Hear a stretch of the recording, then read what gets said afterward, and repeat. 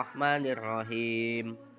Innaladina saestuna jalma-jalma amanu anu iman aladina wa amilu jeung migawe aladina amanu as-solihati kana pirang-pirang amal soleh lahum eta tetep pikeun aladina amanu jannatun ari pirang-pirang surga tajri anu ngocor mitahtiha ti handapeunana jannat naon al anharu pirang-pirang walungan zalika ari itu jannatu tajri mitahtihal anhar al pauzu eta kabagjaan al kabiru anu gede.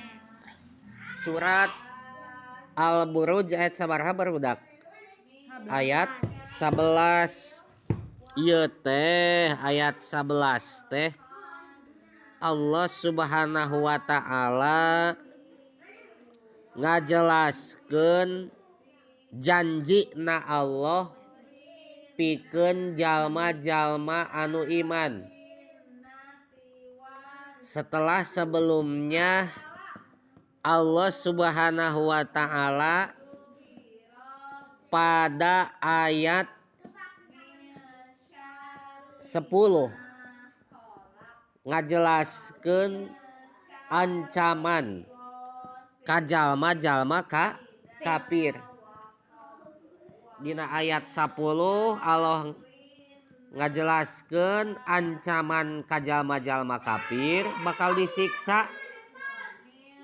Tah ayeuna anu namanya di logat dina ayat 11 Allah ngajelaskeun janji ka jalma-jalma anu iman. Saur Allah jalma-jalma anu iman ka Allah tur sok beramal soleh maka engke bakal menang surga, bakal diasupkeun kana surga anu mana ti handapeun eta surga teh ngocor pirang-pirang walungan. Tegasna mah ti handapeun gedung eta anu aya di surga ngocor pirang-pirang walungan cenah.